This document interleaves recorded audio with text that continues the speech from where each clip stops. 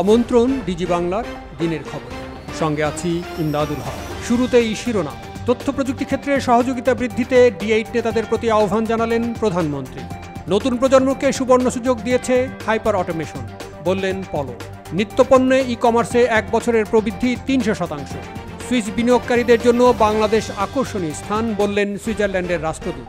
Cyber সচেতনতায় গুরুত্ব দিলেন মন্ত্রী। আদালত বাড়ানোর প্রস্তাব বিটিআরসি চেয়ারম্যানের। গুগলের ভার্চুয়াল ডেভেলপার সম্মেলন শুরু 18 মে।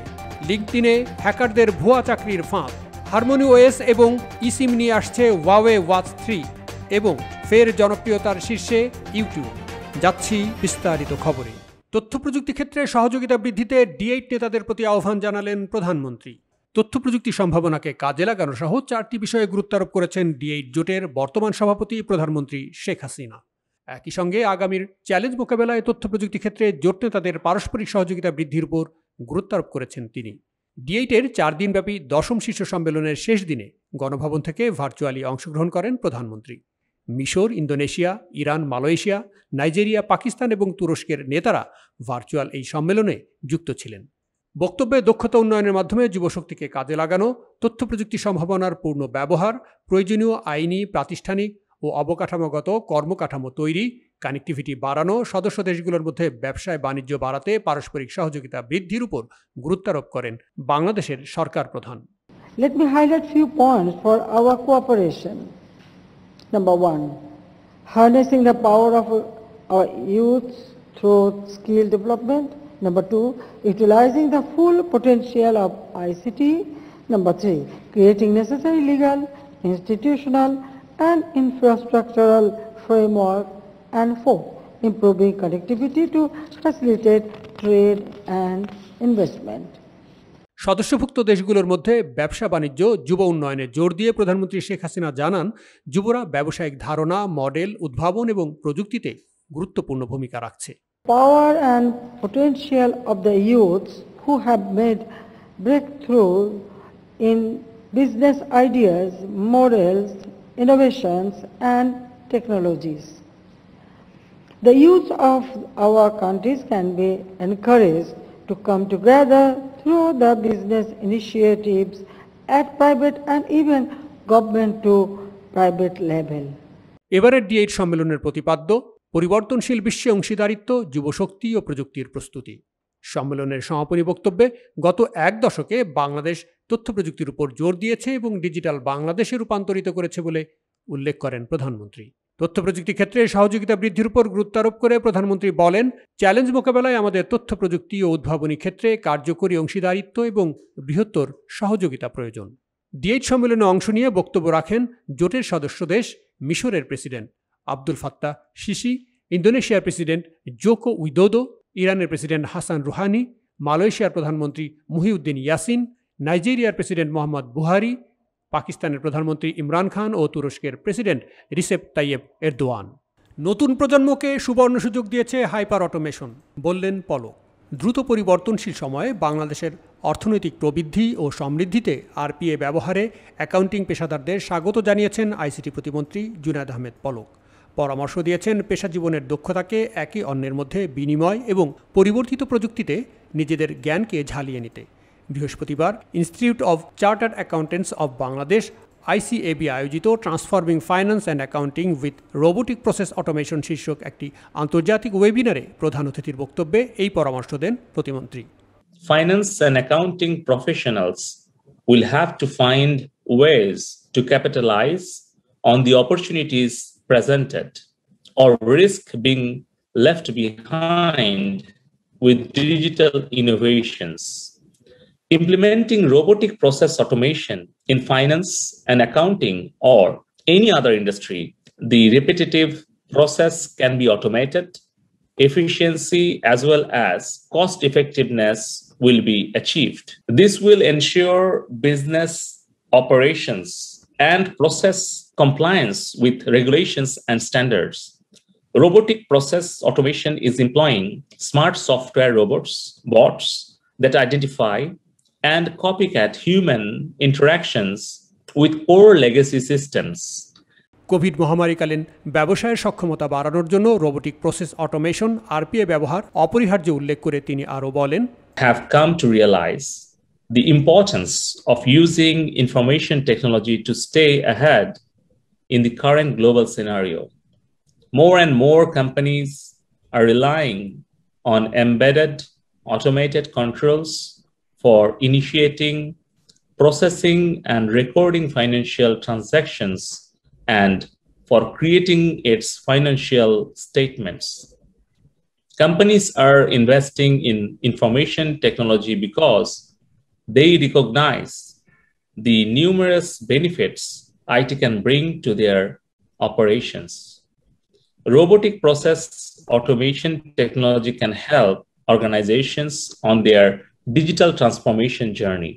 সম্মেলনে মূল প্রবন্ধ উপস্থাপক হিসেবে অংশ নেন ইউআইপাথ এর ভারত ও দক্ষিণ এশিয়ার বিজনেস এর vice president Anshuman Roy, UPS global services এর ভাইস প্রেসিডেন্ট ক্রিশ্চিয়ান এসমাইজার এবং finance and accounting industry practice leader Arun Prasad Ram.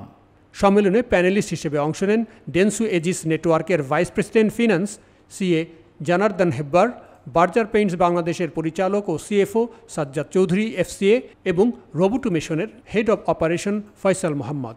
সম্মেলনে স্বাগত বক্তব্য রাখেন আইসিএবির প্রেসিডেন্ট মাহমুদুল হাসান খসরু এফসিএ এবং অনুষ্ঠান সঞ্চালনা করেন আইসিএবির সাবেক প্রেসিডেন্ট ও গ্র্যান্ড থর্টন কনসাল্টিং বাংলাদেশ লিমিটেডের managing director Dewan Nurul Islam FCA.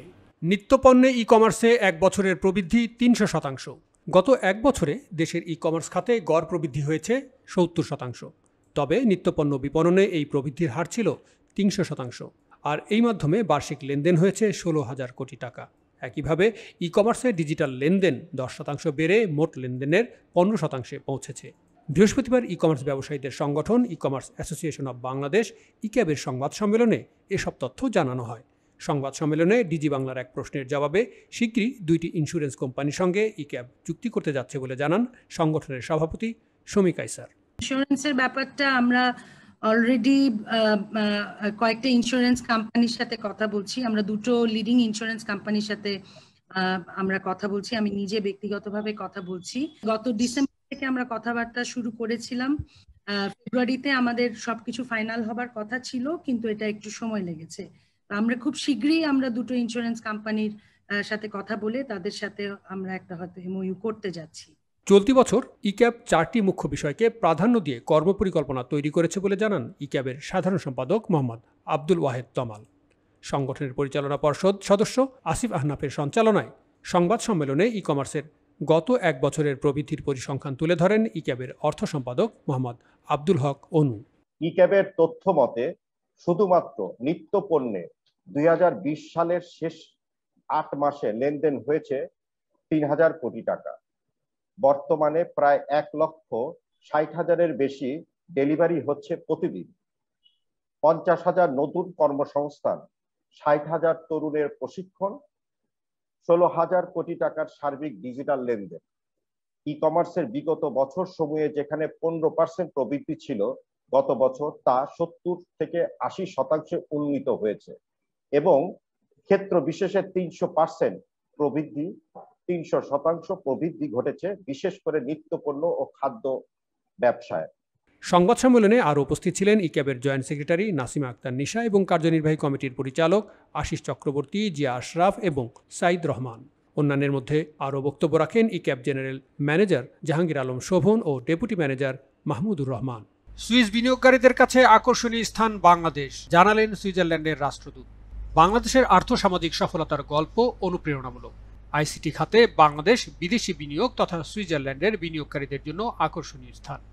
Bangladesh association of software and information services BASIS এবং Switzerland Bangladesh chamber of commerce SBCCI এর যৌথ উদ্যোগে আয়োজিত এক ওয়েবিনারে অংশ নিয়ে এই মন্তব্য করেন বাংলাদেশে অবস্থিত সুইজারল্যান্ড দূতাবাসের রাষ্ট্রদূত Natalie শিওয়াক। Economic governance, legal security, regulatory predictability, and improved ease of doing business Bangladesh will become an even more attractive destination for foreign investors, including Swiss investors, in the future. I encourage the government of Bangladesh to actively collaborate with the existing foreign investors. Foreign investors are ambassadors, our ambassador, and provide advice to companies considering coming to Bangladesh. The socio-economic successes of Bangladesh is an inspiring story. অনুষ্ঠানে basis সভাপতি সৈয়দ আলমাস কবির জানান, digital Bangladesh নীতিমালা প্রণয়নের পর থেকে বাংলাদেশ বিনিয়োগের জন্য একটি লাভজনক গন্তব্যে পরিণত হয়েছে। সেই সাথে দক্ষ জনশক্তি নিয়ে বাংলাদেশ এখন আউটসোর্সিং এর জন্য একটি সম্ভাবনাময় গন্তব্য। Government policies conducive to business and investment, and with its mandate of building a digital Bangladesh, this country has become a lucrative destination for investment. At the same time, with a skilled HR pool, Bangladesh is also ready to be the next destination for ICT outsourcing. ওয়েবিনারে প্রধান অতিথি হিসেবে অংশ নেন বাণিজ্য মন্ত্রণালয়ের senior সচিব doctor Mohammad Zafar Uddin. তিনি জানান, বাংলাদেশের রফতানি নীতিতে উচ্চ সম্ভাবনাময় খাত হিসেবে আইসিটিকে উল্লেখ করা হয়েছে। আশা করা হচ্ছে কয়েক বছরের মধ্যে এই খাতে রপ্তানি $5 বিলিয়ন ছাড়িয়ে যাবে। In our export policy, software and IT services have been declared as a high priority export sector in terms of trade and investment. This sector has a huge potential, and we hope to cross the $5 billion export mark within a few years. Government is committed to provide all kinds of support to this booming industry. অনুষ্ঠানে বেসিসের সহসভাপতি মুশফিকুর রহমান প্রেজেন্টেশনের মাধ্যমে বাংলাদেশের IT খাতের বিভিন্ন দিক তুলে ধরেন। 82টি basis সদস্য প্রতিষ্ঠান এবং 20টি এফবিসিসিআই সদস্য প্রতিষ্ঠান এই ওয়েবিনারে অংশ নেন।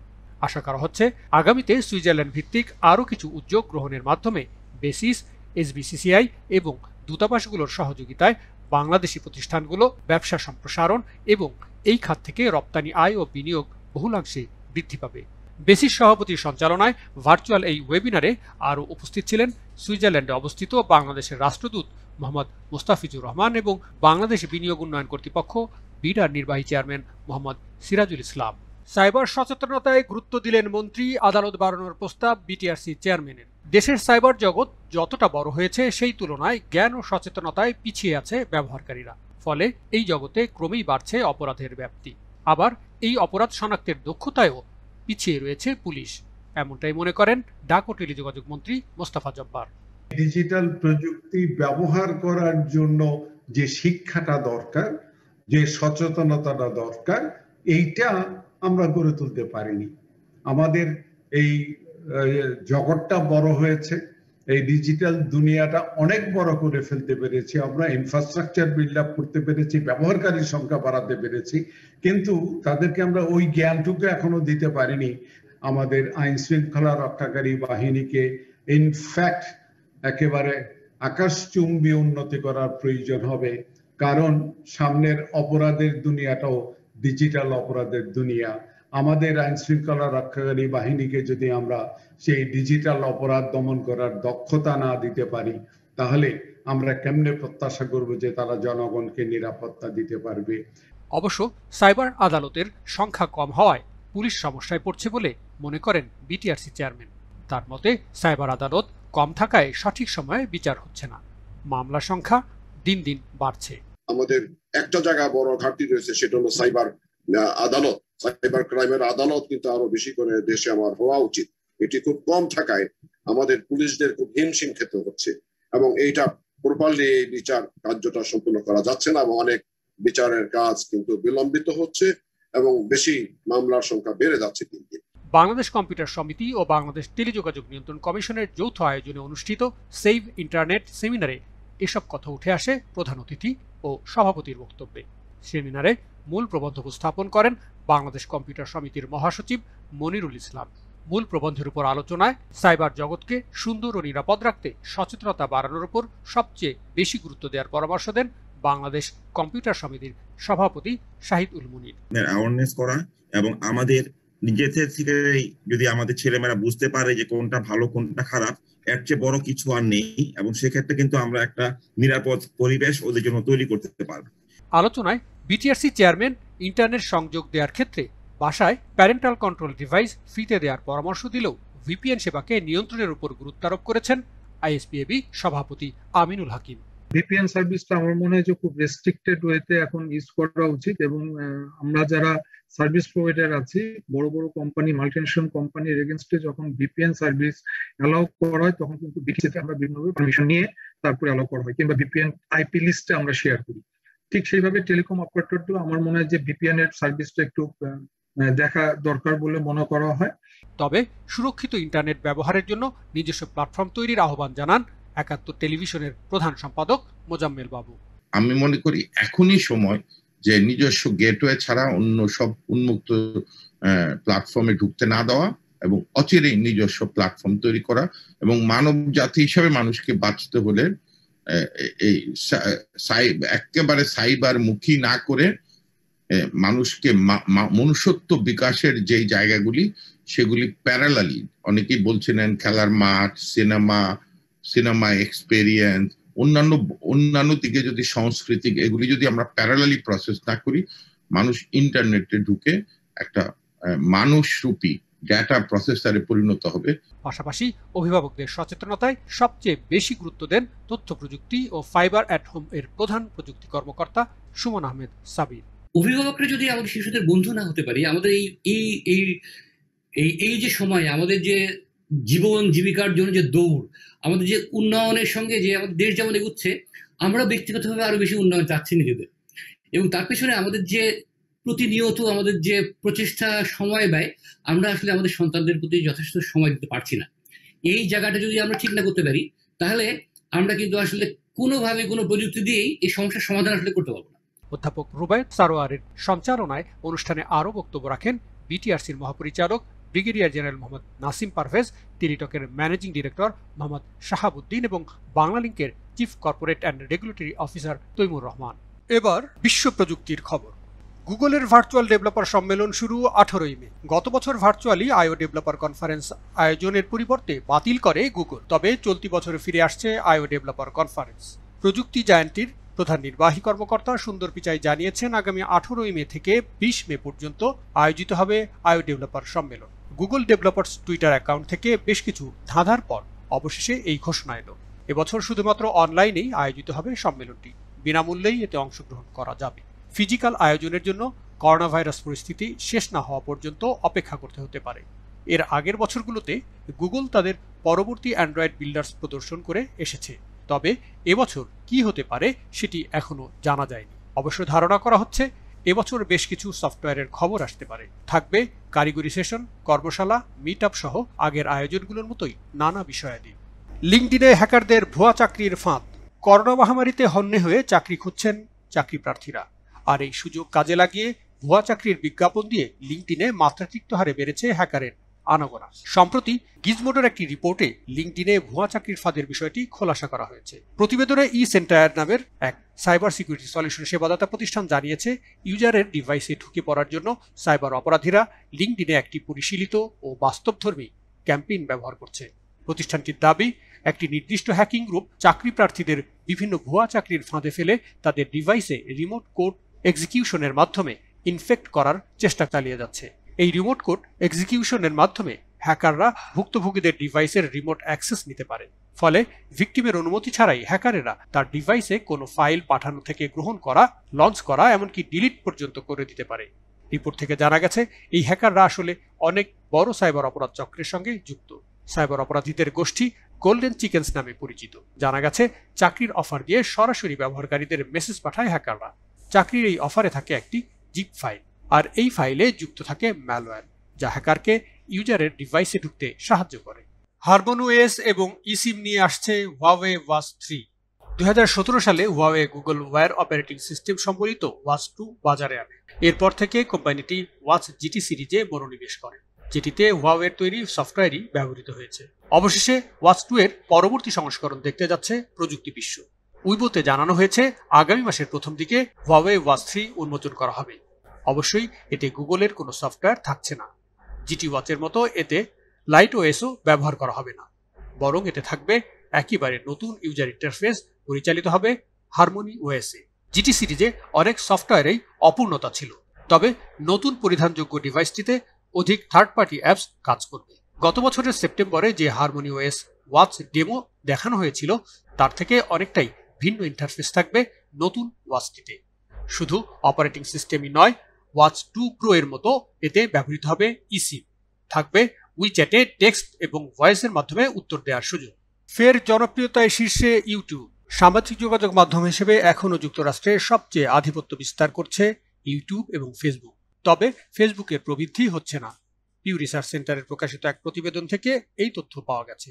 প্রতিবেদনে বলা হয়েছে ইউটিউব এবং ফেসবুক সবচেয়ে ব্যবহৃত প্ল্যাটফর্ম, কিন্তু উভয়ের মধ্যে শুধুমাত্র ইউটিউবের প্রবৃদ্ধি হচ্ছে। 2019 সালে 73% গ্রাহক বৃদ্ধি থেকে 2021 সালে গ্রাহক প্রবৃদ্ধি হয়েছে 81%। তবে ফেসবুকের প্রবৃদ্ধি 2019 সাল থেকে 69%ই পড়ে আছে।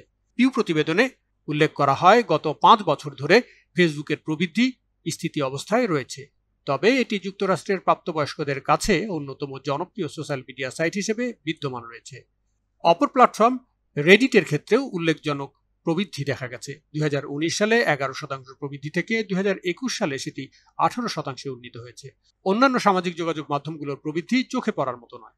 প্রতিবেদনটি থেকে জানা গেছে দেশটিতে সবচেয়ে প্রভাব বিস্তারকারী সামাজিক যোগাযোগ মাধ্যম হিসেবে ইউটিউব 95%, ইনস্টাগ্রাম 71%, ফেসবুক 70% এবং স্ন্যাপচ্যাট 65% ভূমিকা পালন করছে।